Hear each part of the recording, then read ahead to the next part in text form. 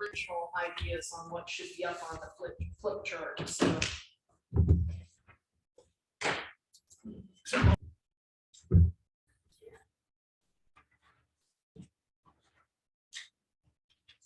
Okay, it's a couple minutes after 7. Karen is not here. She, like many others, are off. I guess it's spring break for the schools. And so we have a short staff here. Oh, thanks.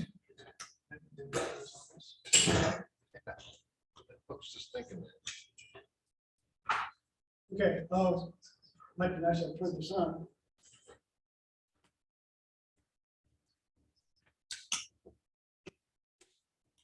And are you recording, John? Yes. Okay. Okay. So those at Zoom can hear me. Yep, we can hear you just fine. Okay, good. Karen Martel is visiting elsewhere other than in Boston Spa, and so are quite a few others because I guess it's spring break. We should have a few more members wandering into this meeting, I would hope. One thing about the microphones, it'd be best if you use them when you're speaking, because without the microphones, the recording on the computer, the laptop, doesn't pick up the voices. And it's very difficult to take the notes without being able to hear those voices. Those of you who are attending by Zoom, there's absolutely no problem whatever. I'd like to welcome Amy again. I don't know, have you had a chance to look at what Marilyn just sent out earlier today, Amy? Marilyn and Matt? Yeah, I took a look at the topics. Okay, good. Now, has everybody had a chance to read what Marilyn and Matt sent out? Yes. Okay, so we don't really have to go over it in too much detail, but would you just want to run very quickly through it? Very, very quickly? Well, I have quite a few questions, like I was saying, so I don't know what you mean not going through it in detail. No, just, yes, Are we gonna go through meeting minutes or anything like that? thank you. I should know that. Okay, has everyone looked at the minutes from the last meeting? Yes. Yes. Okay, changes? No, No. no. Okay, anybody approve? I'll make a motion. Okay, I'll is there a second it. second? Yep. Okay.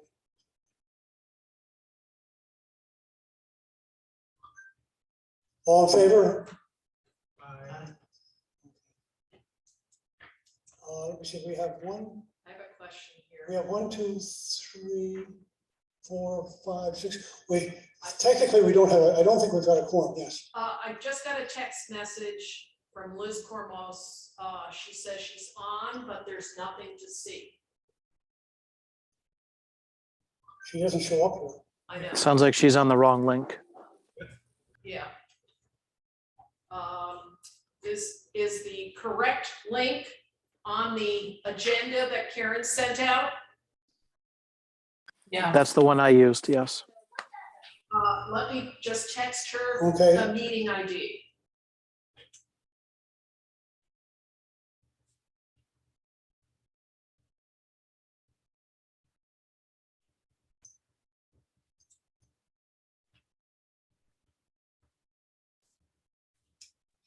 While there's a lull in the conversation, Marilyn, feel free to chime in and to correct me if I'm wrong.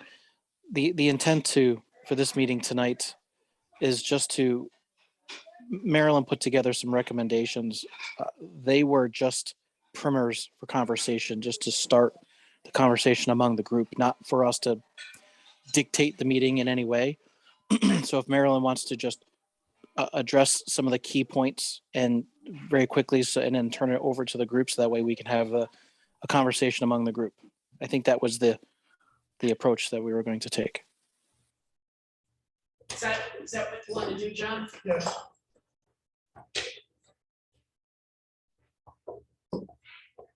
Okay, I'll do that.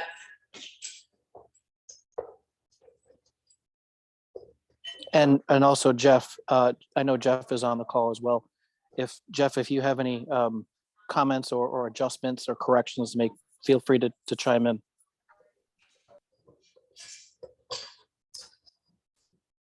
Okay, basically what I have sent out, everyone has, and they've acknowledged that. And so I'm just going to hit the highlights. And those highlights are those things that I've personally highlighted myself, just so I can go through all the recommendations. So we'll start with water system. And the recommendation is implement the Wellfield Safe Yield Evaluation Report. The second recommendation, implement the water system feasibility study recommendations. Now, we don't have both of those, but they're in progress. In light of that, seek grant funding to implement the recommendations I just mentioned. And then after implementing the recommendations from the report and the study, I recommend that we recalculate the 26.1% water loss that we're currently experiencing in the system.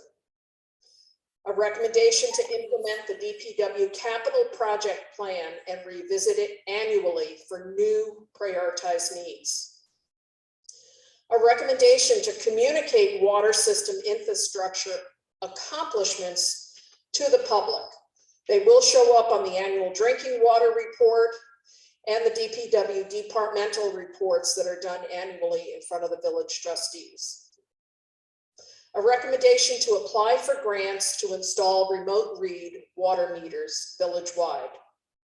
A recommendation to automate the water billing process so customers can securely see their bill and pay their bill digitally online. A recommendation to identify types of land uses that would be harmful to our groundwater fed water supply system. And then a recommendation that new development install water conservation devices. On to the sewer system. This recommendation may be already underway, but install the pump station generator that Jeff already has scheduled for the Maple Avenue station, and it's probably already on its way. Can I actually make a correction? I spoke with Jeff earlier today, and he said that there is a PO issued, or I'm sorry, a quote put out. There is no procurement, and I don't believe we know if there has been budget allocated for this generator. Okay, we'll footnote that, but he's online too, and if he needs to elaborate, we can talk about it later. A recommendation to implement the phased studies, which is a sewer system assessment, as listed in the 2022 capital project plan. A recommendation to replace or reline the sewer pipes. That's a project also in the plan. A recommendation to continue the DPW capital project plan and review it annually. A recommendation to communicate accomplishments to the public about sewer system infrastructure. A recommendation to update the village website to explain the need for coordinated permit applications with Saratoga County for new village sewer connections and upgrades, and the need to coordinate with the county. A recommendation to work in partnership with Saratoga County under a recommended memo of understanding to develop a secure digital consolidated permit application for village sewer connections and upgrades. Onto the electric grid. Recommendation to expand underground utilities to the expanded central business district and the rest of the village. Recommendation to seek grant funding for design expertise for level 3 EV charging stations in the CBD. Conduct energy audit for all village assets and seek grant funding for recommended energy upgrades. Require new village construction to use green building features and appliances, and require new development to use green building features and appliances. On to the information delivery systems. Now, for the most part, we don't have a lot of the information in this category, but we're going to go through some of the things we touched on last time. 2 main points: explain what the IT consultant is doing for the village and identify what residents want IT to do for the village in the future. Inquire about systems audits performed, security audits performed, and security awareness training for staff, elected and appointed officers. Recommend that we establish a password protected access to village Wi-Fi. And for example, the library is an example of open access. Develop a capital plan for IT and review it annually. Explain the village's emergency operations plan for critical infrastructure and determine whether or not staff have received training on how to execute that plan. In the event of a catastrophic failure of village infrastructure, make sure the public knows how to contact the appropriate official and remediate the problem. Develop a communication and outreach plan for routine and emergency contact within the village. Increase use of the new village website. And for example, there is an e-alerts feature on the village website, but according to staff, it's not been activated yet, and they're still thinking about it. Allow payments for village tax bills to be securely viewed and processed, paid and processed through the website while maintaining customer financial information in a secure fashion. And the last 2 were the only 2 recommendations in existing reports that I mentioned to the rest of the steering committee that were actually documented in this category. A recommendation to investigate free Wi-Fi in the CBD and investigate a dead zone for cell service in the village. And according to several members, it's somewhere in the north end of the village. And that's it.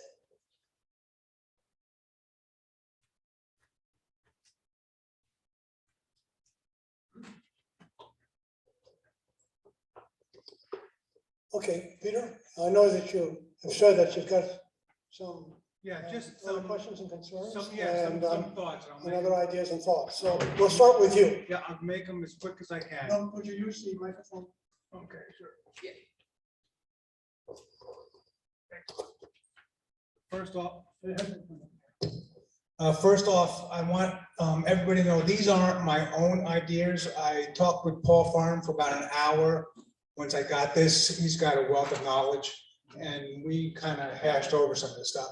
All right, so Paul, just the first 2, we were concerned about making a recommendation over something we didn't read. Number 1's not available anywhere for the public to read yet, and they haven't done number 2. So I guess once these reports come in, the board, as you said, is going to make a decision whether or not to implement whatever they decide. The water loss. Has anybody thought about putting water meters into the village properties to see how much they actually use? The firehouses, I don't know if they have water meters or not. The village hall, the flushing of the lines. We use a ton for the roller skating, for the ice skating rink.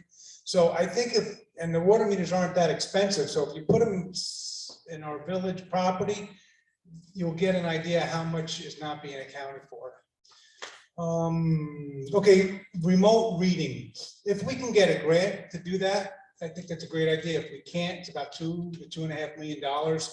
We will not get our money back on doing that.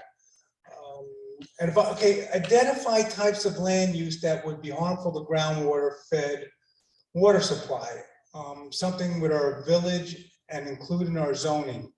I believe our water doesn't come from our village, so I guess you'd have to talk to the town of Milton. We get our water comes from, I'm from Rollin Road, where Hannaford is. That's not in the village, right? That's village owned. Excuse me? It's village owned. Oh, the village does own that. Okay, I wasn't sure. Okay, so I guess that would be good. I didn't know we owned that property out there. Alrighty. That's it for there. The pump station, he already answered that. Oh, the level 3 charging stations. We can get a grant for those, but there's also a fee for maintaining them. Like the town of Boston, I believe it's about $275 a month. So I know there was I can't think of the town up north that had 6 of them. They've done away with them already. They couldn't afford the fee. So it's something we should look Who at. issues the fee? Is it a town fee, town tax? No, no, it's not. No, I don't know. If you call the town of Boston, it's about, I believe, $275 a month they pay for it. So I don't know, I think we should look into it more before we do it. That's all I'm trying to say in that aspect. Okay, you said that new construction, we should go with green. I don't really have a problem with that. I mean, I don't know if you're saying not to use gas anymore. I didn't say that. I'm just No, you saying didn't, it's a- right. It's a recommendation. Sure, okay. I'm sorry, I don't have the mic. The trend now is to go with, the trend now is to. LEED certified building. Yeah, certified building practices, and as an example, ground source heat pumps. Those are just 2 examples. Correct, yes. I kind of agree with that. Okay, it says require new development to install water conservation devices. I believe that is a state law. And if you check with the building inspector, he will tell you that. So I don't think you'd have to include that in there. Is that for businesses too? That I don't know. I would presume it would be for everybody, but that's a good Yeah, question. I think it's only residential. Right, so that's a good question, yeah. In here, there's nothing about wind turbines, solar panels. I mean, are we gonna talk about, we don't want people putting that stuff in their backyard. It's gonna, something we're talking about with zoning.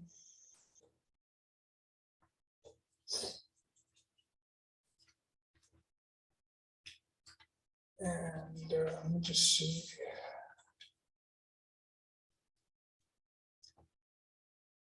And this is just something that been coming up a little bit. We've been having some issues with water bills, that there've been some overpayment. The way we take care of that is by issuing a credit, which doesn't make any sense. It could, somebody overpays the water bill by $2,000 and we're giving them a credit for their water. It could take them 5 years, 10 years to pay it back. I think we should change the village code where we reimburse them right away if they made an overpayment on a water bill. I had a few other things, but that was the most important ones. That's it. Thank you.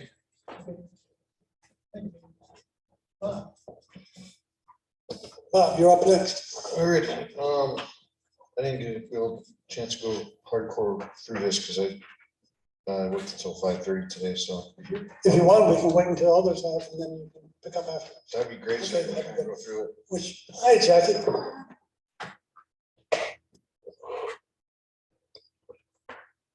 I'm trying to look through my notes to figure out what already hasn't been covered.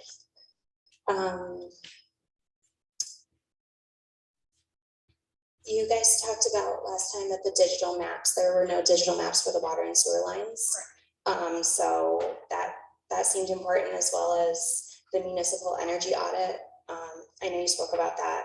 That seems like a great way to identify ways to reduce energy consumption, talk to experts, and then find areas where energy can also be better utilized. Also, I liked the idea of the critical infrastructure protection plan for emergency preparedness. I believe in New York State, when I was going on Google, it looks like they had grant programs. I'm not sure which ones are available right now, but they use a risk assessment to mitigate vulnerabilities. So that could be helpful, because a lot of things are, we kind of know some things that need to be fixed, but as far as preparing for the future, we're being more proactive and future thinking. Yes, so that is done, that has been done, and I did share the results with everybody on that report. Oh, And it's okay. done periodically because Got it. things change on the land. And so when those changes happen, that report does acknowledge that. And so I have a Perfect. copy of that. I can show that to you just to remind you. And I believe the EPA has grants for sustainable water infrastructure and wastewater technologies. So that's what you guys were talking about last time. That sounded good. As far as the online portal, I know we've gone over this in previous sessions, but I do think that if it is rolled out for billing, announcements, informational purposes, it really should be, we should be investing time in making it user-friendly, because if it isn't, then it's not going to be useful, especially for, I mean, people are going to use it for billing no matter what, because I know at least myself and my friends would much prefer online billing. But as far as getting out important information, the front page where you're logging on to do your billing should have important information, like little snippets of the things going on, either emergencies or upgrades, and they should be listed. And then there should be separate pages for more reading material if someone really wants to look further into things. Along with that, I think it depends on the information, but I think texting options, I know that they were talking about, there was a text sign up. I think if that is also used properly, it will spread by word of mouth and people will start signing up. But it can't be overused. If too many texts are sent, then people will start opting out. So that should really be for really important things, like boil water advisories and when certain streets are paved. And if there's any way to specifically only text a group or a street, so people on Hyde Boulevard are not being notified when people on Saratoga Ave are having their street paved. But it's super important for the street to know, because that can get delayed. And all of the posting papers on the doors just doesn't seem a good use of time. And I think the contacts page would also be great on the online portal too. I think there's a lot of situations that happen for new homeowners and they don't know who to contact. And there really isn't a central area to look that up. So if that was right on the billing portal, that would be useful. But definitely texting more for emergencies and then general information on the online portal, I think would be best. And I know we mentioned Facebook, but I don't know if that's the best area. I don't think it should be the only area, because I know that the generation coming up behind me doesn't use Facebook, so they're not going to look at that. But texting is a great way. Also, they don't look at email either, so this is a nice, easy alert for them. Yeah, that's my input. Jared, how about you? I apologize. I had to join a little bit late, so I think I might have missed some pieces at the start there. I wanted to just first say thanks to Matthew and Marilyn for circulating this list of recommendations. I think there's a lot of really good stuff on here. In particular, there are a few things that jumped out to me that I just wanted to voice my support for. One, I really appreciate seeing all of the numbers here in our water system piece for seeking additional grant funding to help implement a lot of this. I think that's going to be extremely helpful. I love the idea for the remote read water meters that we talked about last time as well. And I also think I joined as somebody, and I apologize, I didn't get your name, was talking about requiring water conservation devices in new development. And while it may be state law, whether or not that applies residentially or commercially, I think there might be an argument to including that here simply because state laws and regulations may change in the future. And if that's something important to us, I think it's worthwhile including here. Also just wanted to touch in on some of the electric grid pieces. Particularly, I think it's a good idea for us to support level 3 charging stations moving forward. And I would even go a step further than I think what we see in points 4 and 5 on Marilyn and Matthew's list. And I think it'd be useful to encourage the adoption of additional renewable energy systems for residences or commercial buildings, whether that occurs through seeking grant funding, seeking tax breaks, tax credits. Again, there may be some opportunities here in the future that don't exist yet. but I worry about us leaving it out of our comprehensive plan, considering we're looking 15, 20 years out in the future.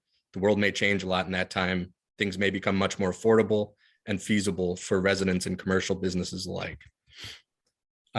Lastly, and Jackie was just touching on this, we've talked about it a number of times in our meetings over the months. Younger folks want to be able to access bills online. They want to be able to pay their bills online. I know that's included here in the recommendations from Matthew and Marilyn as well. I just also want to voice my support for the need to update our village website in order to allow that sort of secure transaction and view to occur. Okay. Thanks, Jared. Bye. Okay, Peter, I kind of agree with you when you said, how can we recommend this when we haven't even seen it yet, these recommendations?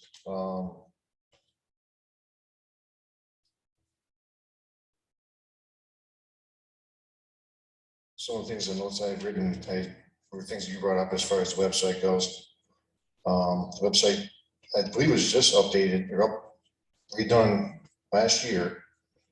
Some of the stuff could be added, such as the bills online. It's perfect. Great for I'm a guy that pays my bills online. I'm not the young generation, but I'm someone who pays my bills online.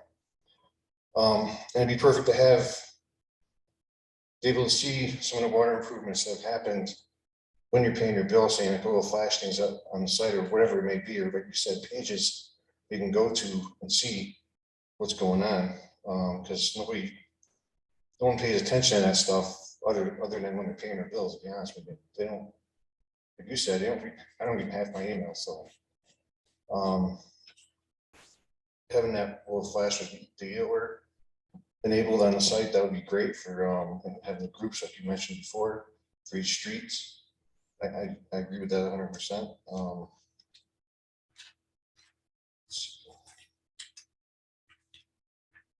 Couple of things I'll touch on.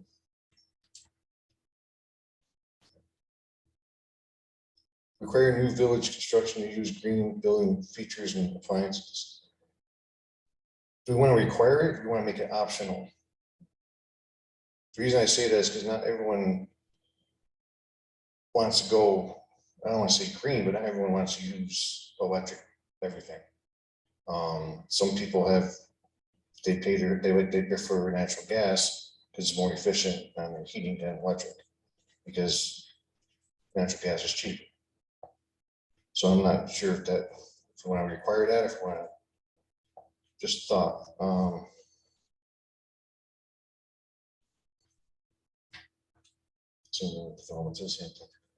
Now the information delivery system, some of the stuff that we mentioned here, such as you want to explain what the IT consultant is doing for that village. For the most part, I want to say that he puts the stuff in and then he just supports it when he gets a phone call and he gets paid. I don't think he does much more than that, to be honest with you. I don't know 100%. I just know how some IT companies work.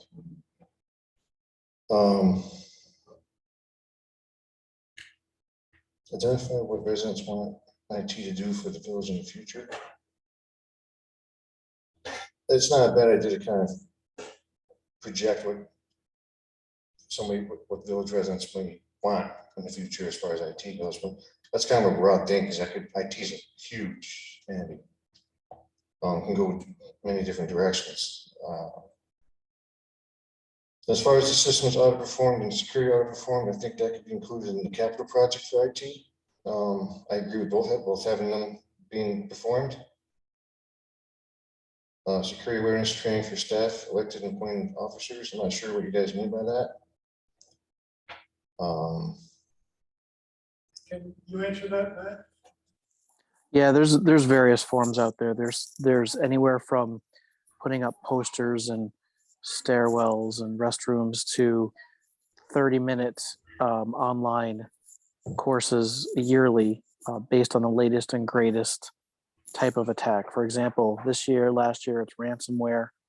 Before that, it was phishing emails or currently could be.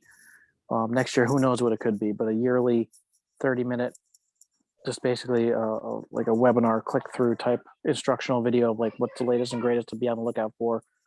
Or maybe For the officers, sorry to interrupt. I was kind of confused with the officers. And I understand what you're saying because we do that work all the time. Whoever has access, for example, to the Yeah. village system, that's all it was intended. Well, I understand that. I was just thrown off by appointing officers and electing appointing officers. I read that a different way. Again, I just kind of glanced over it quick. As far as investigate free CBD Wi-Fi available for those visiting the village, I can tell you what it entails. Source system code. The village has to know exactly what they're looking for. If the vendors engineers scope out the village for line of sight, optional signal path, it's not just something that's going to be free. It's going to be something that needs probably some sort of funds. Then you got RFP to an ISP. Companies like First Light, Spectrum, Crown Castle, Level 3, those type of companies. I would say we should make an assessment or a feasibility of it, not necessarily pursue it per se, but what's the feasibility of doing something like that? I think the approach of a lot of these recommendations would be just on that level, a very high level, like feasibility for these recommendations, if possible. Okay. Because you're right, there's a lot of detail, there's a lot of caveats, a lot of unknowns, but I think these are recommendations general recommendations we should pursue either through policy or through feasibility, if they make sense to include them in a master plan. Okay, that's.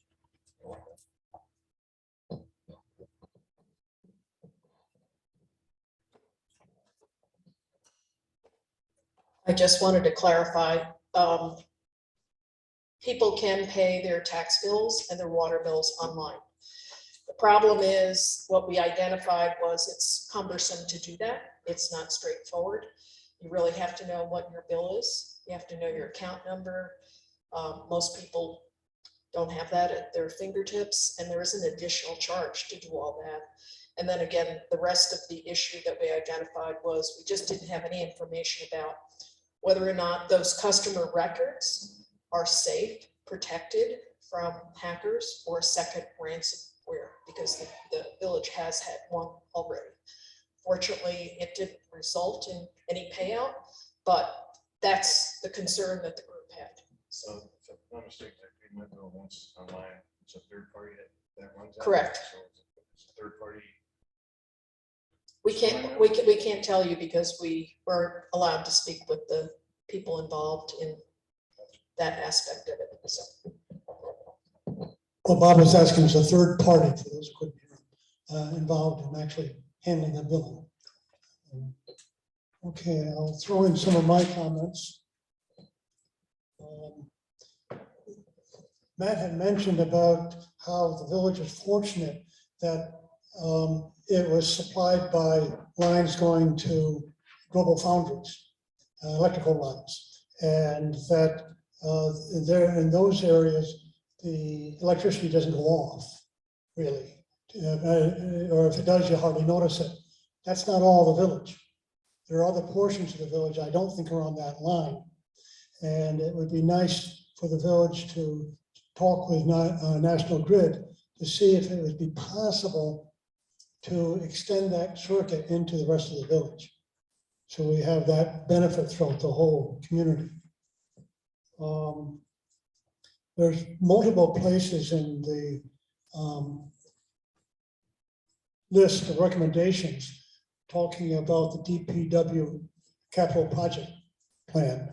And Jeff, I think that this is not a formal plan from what I heard last time we met, but it's something that you've put together with, I assume, assistance, but it's never been really formally adopted and carried out by the village board. Is that correct?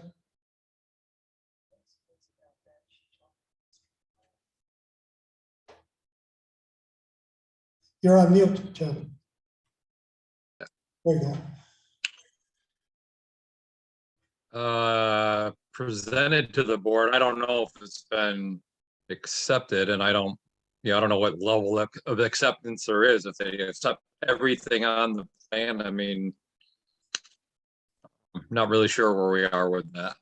Okay, because I would think that one of the recommendations is that be looked at and created as a regular ongoing feasibility study. And that it get to the village board and the village board actually adopt it and then modify it on a yearly or every 2-year basis. It was started in 2019 by two. From what I've been told, it was started in 2019 by 2 trustees who went to the department head, the DPW, to ask for an inventory of what their needs are. What Matt and I found out was it was not all of the needs, it was just the high priority needs. And if anybody else wants to address it, they can. But I think something like that is very important for the village in the future, to be able to know where they're going to have to be placing, where it's going to have to be placing its resources and in what order. So I'm glad that it's been begun, but I think it really should be carried out. And that is probably a project that could take easily 5 years to do, the way government works, and I'm not being facetious.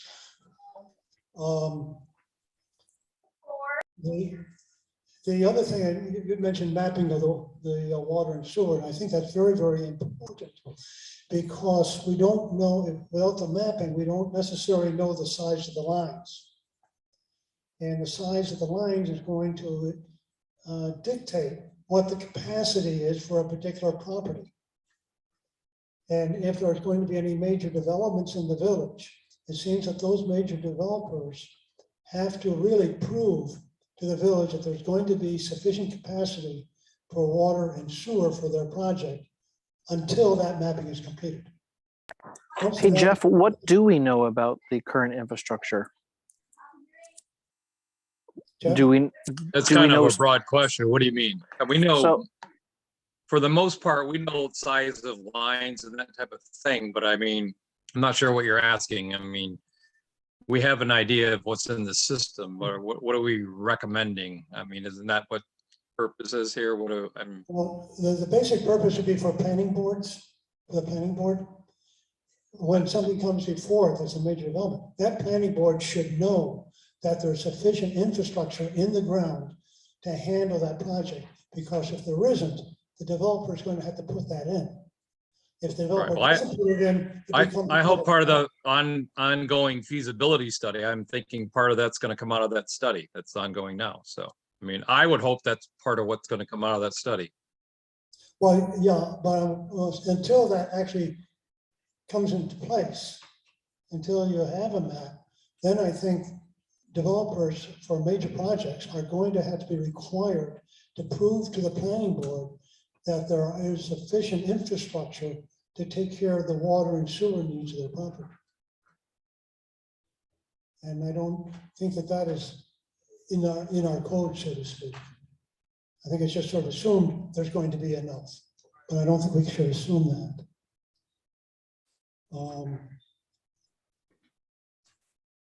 Don't we already know the, water capacity, how much additional water we have than we use?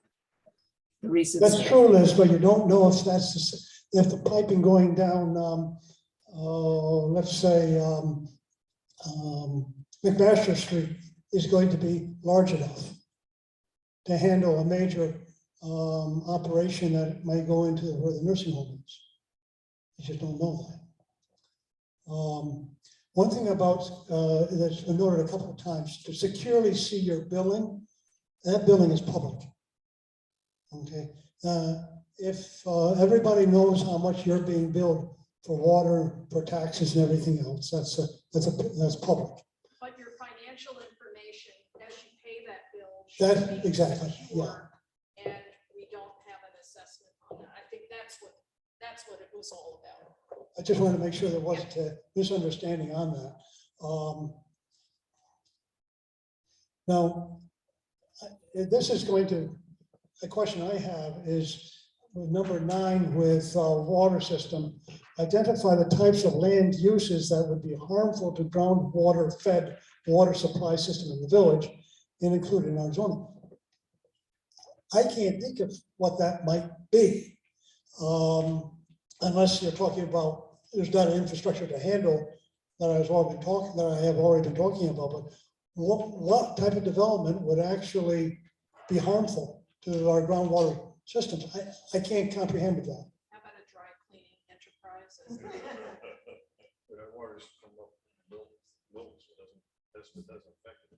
Well, our wells are up, there, but groundwater is, I'm sorry. Yeah, our wells are up in those 5 wells in the town of Milton, but groundwater is all around us. So what we do on the land impacts the water that we drink, the water that we use, because any land-based activity, land use activity like farming or stormwater runoff, all of that infiltrates into our soil and goes down eventually into our groundwater. And if An there example was- would be the salt barn built across the street by the airport from the big water tower. That's correct. And if it didn't have non-point source treatment benefit practices that would keep that salt out of runoff, if we didn't have something like that, people would have detrimental health effects because they'd be drinking water that had accelerated levels of salt, from that groundwater. So I'm not going to say specifically what are we looking at. I'm just saying this is something environmentally we need to be aware of. Can I just speak to that a little? So we are doing, and this is a new state program through the DEC and Department of State, I think is funding it. We are actually a consultant with Labella doing drinking water source protection planning studies. And any municipality can apply for it, and they give you the grant money to do the study, and then that sort of gives you a leg up to do protection planning. But so, we're working with hydrogeologists who are using, their skills to map where exactly your recharge area. So where are you sucking down the water? Like, where's the water coming from that's getting into your wells? Because it's not always where you think it would be.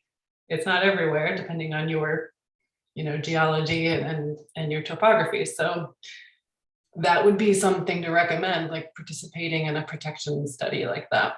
So it's called the Drinking Water Source Protection Plan, DWSP2. However, we would have to be in cooperation probably with the city, Circuit Springs and the town of Milton, because that's where our wells are. Our wells aren't anywhere near the village. And some of that, so we're working with some who are like that. Their wells are somewhere else, and it just becomes an intermunicipal collaboration, like the Wappinger Creek Intermunicipal Council works with all the municipalities along there, and they sort of work together and do source protection ordinances, aquifer or bottle ordinances. So there's ways to do it, even if it's not, you own that piece of land where your well is, but you don't maybe have control over that whole area, but you work together to sort of make protection plans. So really for the village itself, number 9 is pretty speculative. Yeah, it'd be good to know where exactly your water is coming from. I mean, you can kind of assume it's around the wells, but you don't know exactly until you study it. But you can always, a less intense land use is good for a lot of different things, not just water. Okay, now,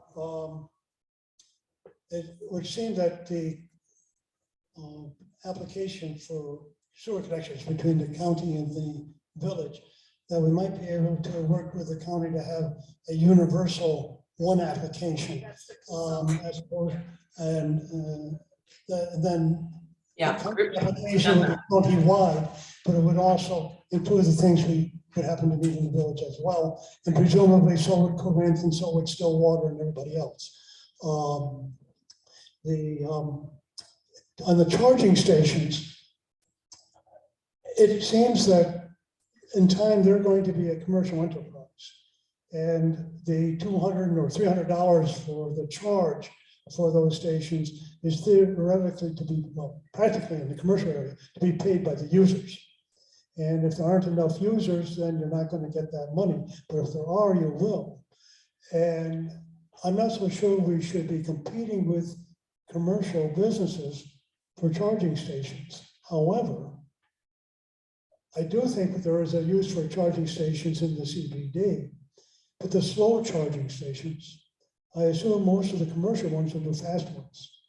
But the village can offer in some of its parking lots the slow charging for the purpose of people to go shopping. And when they come back, their car is charged.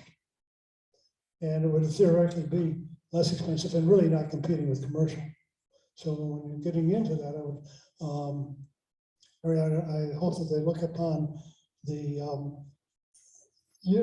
municipal charging stations to not be competitive with other businesses, but actually support our downtown businesses.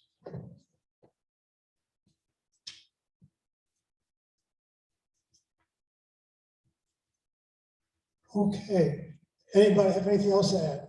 Amy, what do you have to add from what we've been saying and what you've read? Yeah, I was going to agree with I think what Jared said about and Matt about, you have a lot of specific recommendations, but what's kind of missing is like your overall goal for these type of utilities. Like you say it a little bit about like, well, we want it to be more user friendly, we want it to be more accessible, we want to update the community more, like just sort of an overview like that of what you hope to achieve in each type of utility. You know, just as an opener before you get into like very specific small recommendations.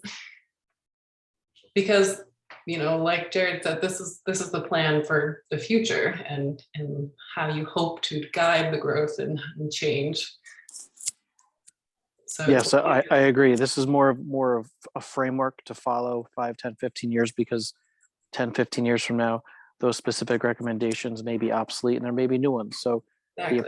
the approach and the framework and the guidance, like high level recommendations, would be to assess a feasibility of this, or institute a policy to do, capital budget planning, or whatever, very high level recommendations that can be followed today or later. Interested in solar, like we're interested in alternative renewable energy, that kind of stuff, so that in 15 years someone's not like, well, that's not a thing anymore. But I think we can also get out of this is, Amy, that you'll see, I do have to update the minutes from this meeting and last meeting, but there are short-term recommendations as well as long-term. So the short-term may fall outside the purview of master plan, but it's something that we could actually implement ourselves as a municipality in future planning. Yeah, I opened up the spreadsheet you're working on, and that makes sense that some of this is going to be helpful to you outside of the comprehensive plan, and that's great. You can use it for other things. Not all of it has to go into, this plan. We should get the general themes. Mm-hmm. So what are our general themes from tonight? I know one of the things was we want to be able to have the communications between village and residents to be accessible, easy, and trustworthy. And also presented in a way that people will find it even when they're not looking for it, which is what you were saying. As far as the planning, I think we're talking about the master plan, the DPW's plan dealing with all this infrastructure, and that type of planning should be formalized. Yeah, if anything, my sole verbal recommendation tonight would be to lean into the approach taken for the capital budget planning for the DPW. It started as a wish list, very informal, but it quickly turned into a prioritized needs basis. And so if anything, it would be implement a policy to have capital planning in key areas of the village infrastructure or areas of responsibility and review on a yearly basis, whether it's infrastructure, IT, or other type of services offered, have those processes formalized. And could I also add that in the meantime, you're muted, Matt. I was yelling at my kid. And in the meantime, that processes be developed to ensure that things aren't mucked up in the meantime.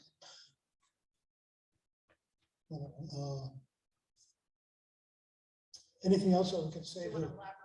I'm being mucked up. In other words, well, while there's the planning going on, okay, there should be some progress. there should be areas that are recognized as being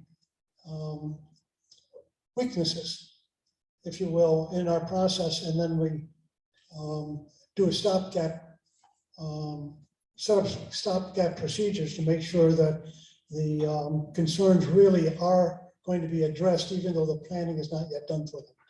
Because people are going to want to go ahead, they're going to want to be building, they're going to want to be changing things, they're going to want, things are going to have to be done, and they can't wait for a plan to be created and finished. Yeah. So So a classic planning thing is strengths, weaknesses, and opportunities. SWOT analysis. Yeah. I have a different term for that. I'll tell you in private. Okay, anything else on this topic? Yes, Frank.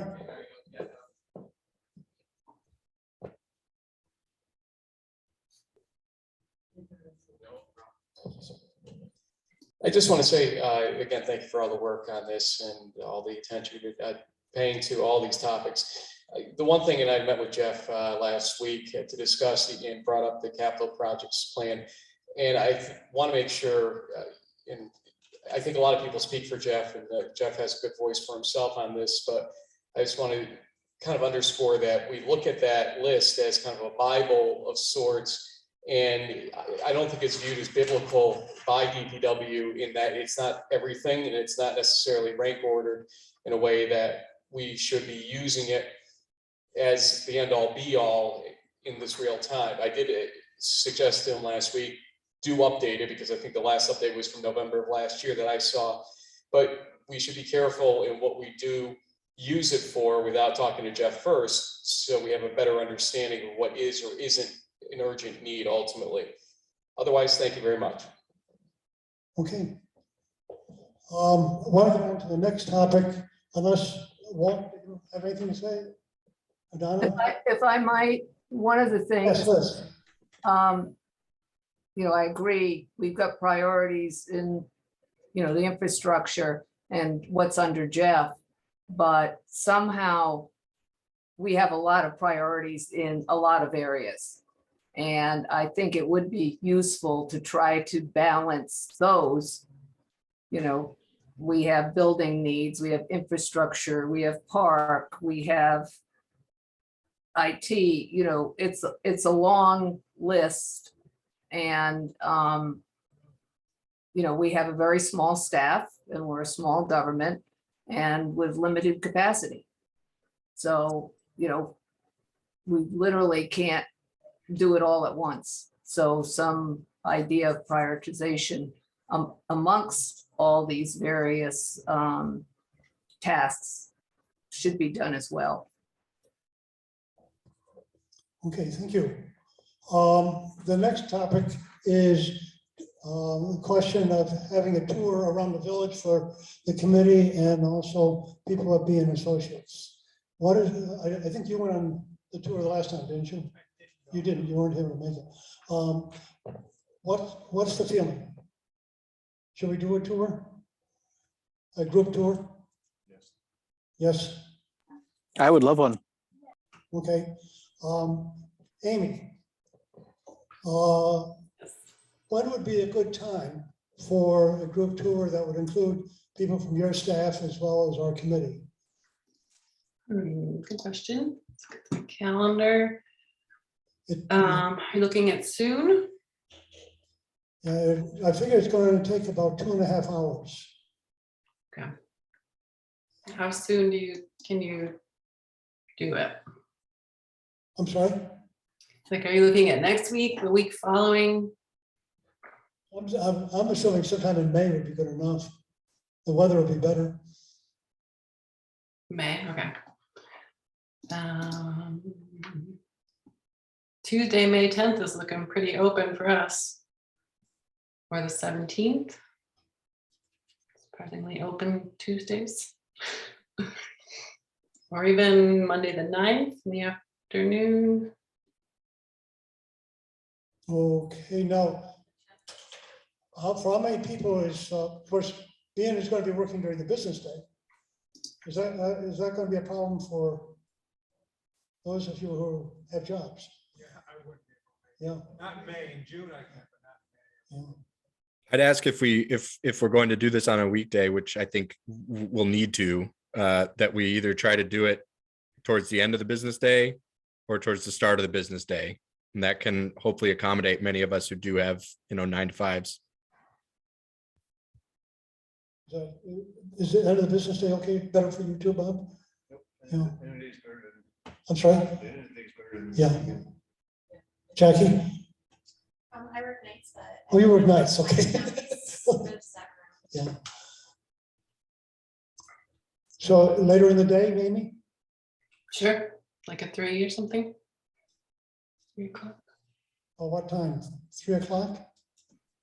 If you think it'll be a couple hours. I'm sorry? You said it would be about a couple hours. Be about 2.5 hours to go through the whole thing. Could we do it in 1? 1 hour? No. No, I think it's a lot to expect 2.5 hours. that's our village. Because once you get to a neighborhood, you start looking at the neighborhood and talking about it, then you got to get in your cars and drive to the next one, then to the next and the next. And by the time you get through, it's about 2.5 hours. We could do it a couple of different days. And I think he had like 12 stops, 13 stops. Yeah. Areas he was going to. Want to think about 2 different days? That's fine for me. Okay.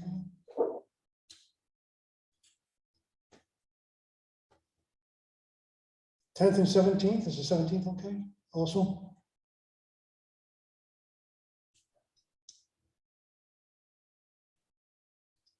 Is that all right with you, Amy? Yeah. Yeah. Want to do like a 4 o'clock then on both? That you can't do. No, I was so busy, extremely busy. Okay. 7 days a week.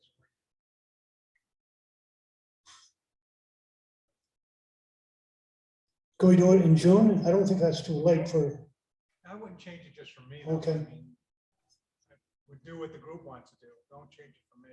So if May's good for the group, then just do it. in Okay. May. And if I can make it, if I can get away for a couple hours. Okay. well, so that would be May 10th and May 17th. And starting at 3:30. It's fine for me. Okay. And if you want any friends or neighbors to go along with us, that's fine too. And it will probably be handy if we meet in one location and maybe jump into each other's cars and minimize the number of wheels that are going to be on the ground. And for the first one, starting at Cornell Hills, we can meet at Liberty Circle.